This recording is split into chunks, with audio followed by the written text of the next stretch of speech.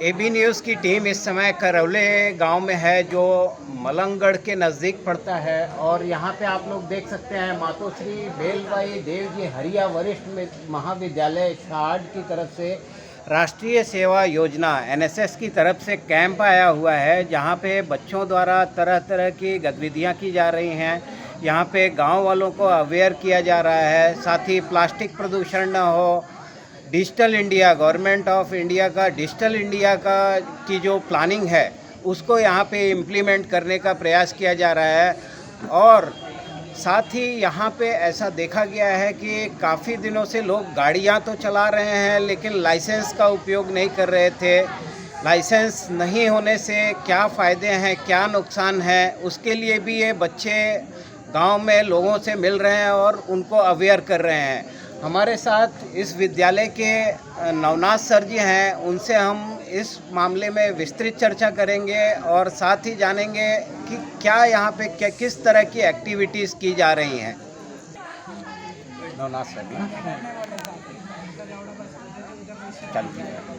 Navnath sir, आप बताएंगे यहाँ पे एनएसएस का कैंप आया हुआ है, बच्चे यहाँ पे किस तरह की एक्टिविटीज़ कर रहे हैं, किस तरह से आप गांव वालों को यहाँ के, चाहे वो लाइसेंस हो, डिजिटल भारत हो या प्लास्टिक के प्रदूषण के ऊपर आप लोग काम कर रहे हैं, किस तरह से काम कर रहे हैं, इसकी थोड़ी जानकारी दीजिए।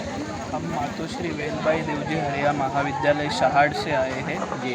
ये कॉलेज का 7 डेज का स्पेशल रेसिडेंशियल कैंप है, जो यूनिवर्सिटी ऑफ मुंबई और इंडियन गवर्नमेंट के नेशनल सर्विस स्कीम के अंडर आता है।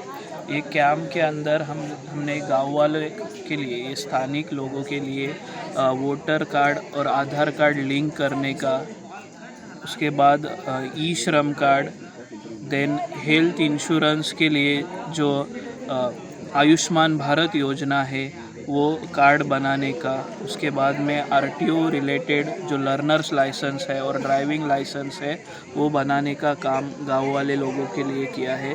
उसके बाद में हमने जो अभी पुलिस भर्ती का एडवर्टाइजमेंट आया है, तो पुलिस भर्ती रिलेटेड जो ट्रेनिंग रहता है ग्राउंड टेस्ट का, वो टेस्ट के लिए कॉलेज की तरफ से जो एक्सपर्ट एथलीट्स हैं उनको बुला के पुलिस भर्ती रिलेटेड जो टेक्निक्स है ग्राउंड के, वो टेक्निक्स के बारे में सेशन गाँव वालों के लिए भी और हमारे स्टूडेंट्स के लिए भी ओपन रखा है। और हमारा इस साल का मेन प्रोजेक्ट जो है वो है प्लास्टिक अवेयरनेस करना, क्योंकि प्लास्टिक एनवायरनमेंट के लिए बहुत डेंजरस है। तो प्लास्टिक अवेयरनेस के लिए हमने कपड़े का कैरी बैग बनाया है, जिसके लिए हम लोग कपड़ा जो है वो कपड़े का कलेक्शन कर्टन शॉप में जो वेस्ट कपड़ा बचता है, वो वेस्ट कपड़ा हम अलग अलग शॉप से कलेक्ट करते हैं और वो बच्चों से सिलवा के उसका कैरी बैग बनाते हैं। और वो कपड़े का जो बैग है, वो बैग हमने गांव में डिस्ट्रीब्यूट करने के लिए लाया है और उसके ज़रिए हम प्लास्टिक अवेयरनेस का काम कर रहे हैं। तो ये बैग आप गांव वालों को फ्री ऑफ कॉस्ट डिस्ट्रीब्यूट कर रहे हैं?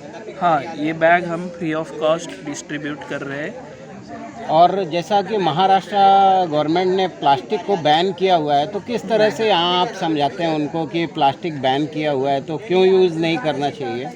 हमने प्लास्टिक अवेयरनेस के बारे में एक रिसर्चर है, साइंटिस्ट है, डॉक्टर संदेश जायभाई, उनका लेक्चर भी रखा था। उन्होंने बताया कि जो रिसाइकल होता है प्लास्टिक, उसका ही यूज़ करो। उसके 20 माइक्रोन से नीचे का जो प्लास्टिक रहता है वो रिसाइकल नहीं होता है। तो इसके बारे में भी अवेयरनेस किया और प्लास्टिक एनवायरनमेंट के लिए कितना डेंजरस होता है इसके बारे में भी गांव वाले लोगों को बताया है। नवनाथ सर जी, यहाँ पे बच्चों की पर्सनालिटी डेवलपमेंट को लेके भी काम किए जा रहे हैं, तो किस तरह के यहाँ पे क्या काम किए जा रहे हैं वो बताएंगे? बच्चों के पर्सनालिटी के लिए हर दिन उनके लिए आफ्टरनून में 2 सेशन होते हैं।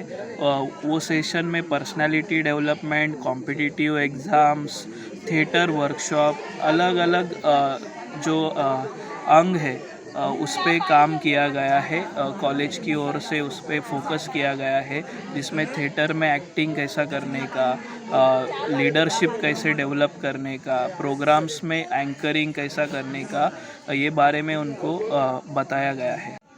सर यहाँ पे आप गांव के अंदर में जा रहे हैं, कैसा गांव वालों का कैसा रिस्पांस है? मतलब जो भी एक्टिविटीज़ आप कर रहे हैं, जो भी उनको अवेयरनेस कर रहे हैं, उसका कैसा प्रतिशत कैसा दे रहे हैं वो? गांव वालों का इधर अच्छा रिस्पांस है। हमने वोटर कार्ड और आधार कार्ड लिंक जो करने का काम किया, उसमें मोर देन 150 लोगों ने उसका लाभ लिया। उसके बाद में ड्राइविंग लाइसेंस और लर्नर लाइसेंस का जो ऑनलाइन फॉर्म भरने का प्रोसेस है, उसके लिए 20 से ज़्यादा लोगों ने उसका लाभ लिया।